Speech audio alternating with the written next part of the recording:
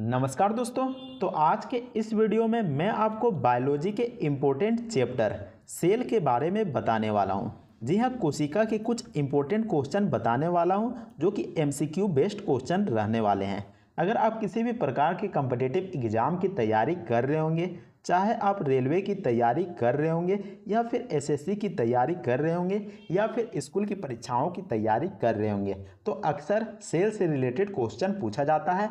इस चैप्टर से क्वेश्चंस पूछे जाते हैं। तो चलिए वीडियो को शुरू करते हैं।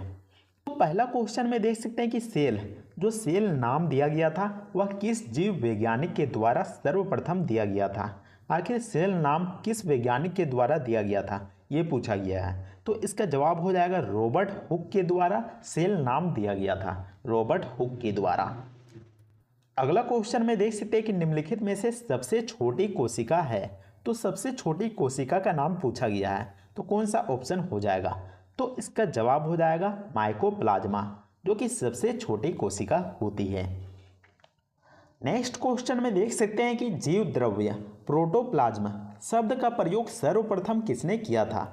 आखिर किसके द्वारा जीव द्रव्य, जिसको इंग्लिश में प्रोटोप्लाज्म के नाम से जानते हैं, इस शब्द का प्रयोग सबसे पहले किया गया था? तो इसका जवाब हो जाएगा ऑप्शन नंबर बी, पुरकिंजे के द्वारा किया गया था, ऑप्शन बी।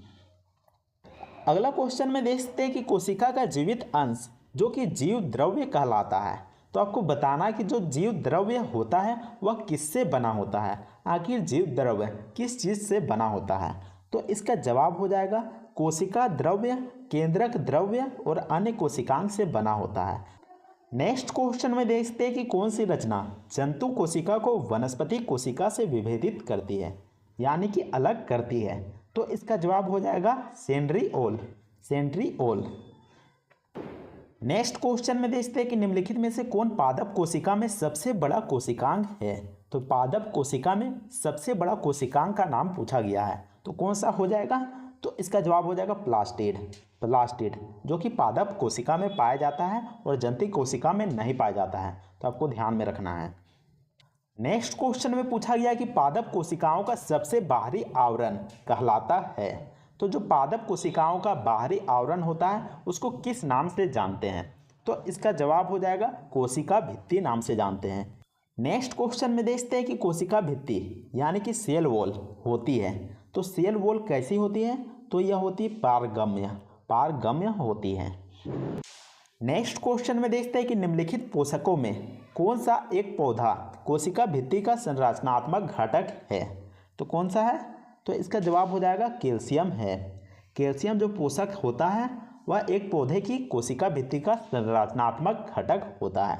तो आपको ध्यान में रखना, कैल्शियम बिल्कुल सही जवाब हो जाएगा। अगले क्वेश्चन में देखते हैं कि निम्नलिखित में से क्या कोशिकाओं को एक निश्चित आकार प्रदान करता है। तो कौन सा ऐसा चीज़ है जो कि कोशिकाओं को एक निश्चित आकार प्रदान करता है, यानी कि एक शेप में रखता है? तो इसका जवाब हो जाएगा ऑप्शन नंबर सी, झिल्ली, ऑप्शन नंबर सी, झिल्ली। नेक्स्ट क्वेश्चन में पूछा गया है कि कौन सा कोशिकांग केवल पादप कोशिकाओं में पाया जाता है। तो कौन सा ऐसा कोशिकांग है जो कि केवल प्लांट कोशिका में पाया जाता है, प्लांट सेल में पाया जाता है?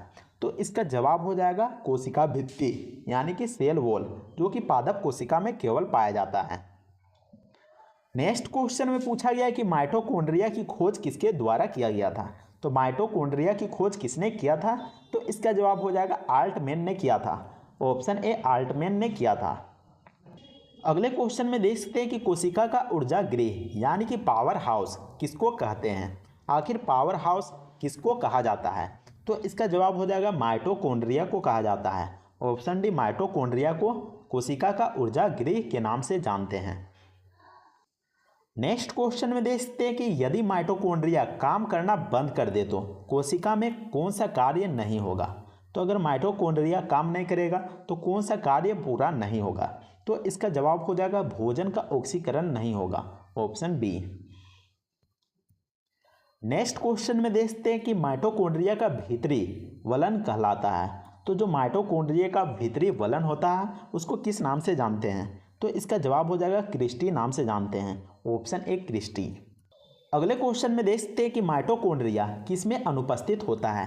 आखिर माइटोकॉन्ड्रिया किसमें नहीं पाया जाता है, तो इसका जवाब हो जाएगा जीवाणु में नहीं पाया जाता है, क्योंकि जो जीवाणु होता है वो प्रोक्रियोटिक सेल का एग्जाम्पल है, और बाकी जो तीनों ऑप्शन दिया गया है ये यूक्रियोटिक का यहाँ पर एग्जाम्पल है, और तीनों में माइटोकॉन्ड्रिया पाया जाता है। नेक्स्ट क्वेश्चन में देखते हैं कि माइटोकॉन्ड्रिया के किस भाग में एटीपी संश्लेषणकारी रासायनिक अभिक्रिया होती है, तो किस भाग में होती है, तो इसका जवाब हो जाएगा ऑप्शन सी आंतरिक झिल्ली में होती है। नेक्स्ट क्वेश्चन में देखते हैं कि निम्नलिखित में से किस कोशिका अंगक में डीएनए होता है। आखिर किस कोशिका अंग में डीएनए पाया जाता है, तो इसका जवाब हो जाएगा माइटोकॉन्ड्रिया में पाया जाता है। ऑप्शन बी माइटोकॉन्ड्रिया में डीएनए होता है। अगले क्वेश्चन में पूछा गया कि कोशिका में राइबोसोम की अनुपस्थिति में कौन सा कार्य संपादित नहीं होता है।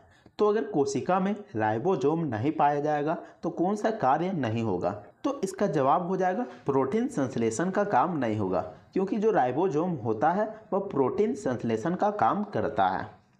अगले क्वेश्चन में पूछा गया कि कोशिका में प्रोटीन संश्लेषण कहाँ पर होता है, तो जैसा कि मैंने बताया कि राइबोसोम में प्रोटीन संश्लेषण होता है। ऑप्शन बी राइबोसोम में। अगले क्वेश्चन में पूछा गया कि कोशिका द्रव्य में उपस्थित महीन, शाखित और झिल्लीदार और अनियमित नलिकाओं का घना जाल कहलाता है, तो क्या कहलाता है, तो इसका जवाब हो जाएगा अंतःप्रद्रवी जालिका कहलाता है। Option D. नेक्स्ट क्वेश्चन में पूछा गया कि कोशिकीय श्वसन का सक्रिय स्थल है, तो कोशिकीय श्वसन कहाँ पर होता है, उसका सक्रिय स्थल का नाम पूछा गया है, तो इसका जवाब हो जाएगा माइटोकॉन्ड्रिया में होता है। Option B. अगले क्वेश्चन में पूछा गया कि आवर्णी लवक, जिसको कि ल्यूकोप्लास्ट के नाम से भी जानते हैं, मुख्यतः पाया जाता है, तो आवर्णी लवक कहाँ पर पाया जाता है आपको बताना है, तो इसका जवाब हो जाएगा जड़ों की कोशिकाओं में आवर्णी लवक पाया जाता है। Option A. अगले क्वेश्चन में देखते हैं कि फूलों और बीजों को विभिन्न प्रकार के आकर्षक रंग प्रदान करता है, तो दिए गए ऑप्शन में कौन सा ऑप्शन हो जाएगा जो कि फूलों और बीजों को विभिन्न प्रकार के आकर्षक रंग प्रदान करते हैं, तो आपको बताना है, तो इसका जवाब हो जाएगा जो कि क्रोमोप्लास्ट, जो कि फूलों और बीजों को विभिन्न प्रकार के रंग प्रदान करते हैं, क्रोमोप्लास्ट। अगले क्वेश्चन में पूछा गया कि पत्तियों को हरा रंग प्रदान करता है, तो पत्तियों को हरा रंग प्रदान कौन करता है, तो इसका जवाब हो जाएगा क्लोरोप्लास्ट। और क्लोरोप्लास्ट में क्या रहता है, तो क्लोरोप्लास्ट में जो कि क्लोरोफिल रहता है, जो कि प्रकाश संश्लेषण में मदद करता है, तो आपको ध्यान में रखना है। अगले क्वेश्चन में पूछा गया कि कोशिका की आत्महत्या की थैली कहलाता है, तो कोशिका में आत्महत्या की थैली भी पाया जाता है, तो उसको किस नाम से जाना जाता है, तो इसका जवाब हो जाएगा लाइसोसोम को। लाइसोसोम को आत्महत्या की थैली के नाम से जानते हैं। अगले क्वेश्चन में देख सकते हैं कि लाइसोसोम में पाया जाने वाला वह एंजाइम जिसमें जीव द्रव्य को घुला देने या फिर नष्ट कर देने की क्षमता होती है, तो उसमें कौन सा एंजाइम पाया जाता है आपको बताना है, तो इसका जवाब हो जाएगा जो लाइसोसोम में उसमें हाइड्रोलिक एंजाइम पाया जाता है। ऑप्शन डी हाइड्रोलिक एंजाइम पाया जाता है। नेक्स्ट क्वेश्चन में पूछा गया कि 80% से भी अधिक सेल कोशिका में पाए जाने वाला पदार्थ है, आखिर कोशिका में सबसे अधिक मात्रा में क्या पाया जाता है, तो इसका जवाब हो जाएगा जल पाया जाता है। ऑप्शन डी जल पाया जाता है। नेक्स्ट क्वेश्चन में पूछा गया कि किसकी उपस्थिति के कारण किसी पादप कोशिका और पशु कोशिका में अंतर पाया जाता है। आखिर पादप कोशिका और जंतु कोशिका में किसकी उपस्थिति के कारण अंतर पाया जाता है, तो इसका जवाब हो जाएगा कोशिका भित्ति के कारण अंतर पाया जाता है, क्योंकि जो कोशिका भित्ति होता है वह पादप कोशिका में पाया जाता है, जबकि जंतु कोशिका में कोशिका भित्ति नहीं होती है। अगले क्वेश्चन में पूछा गया कि कोशिका का रसोई घर किसे कहा जाता है।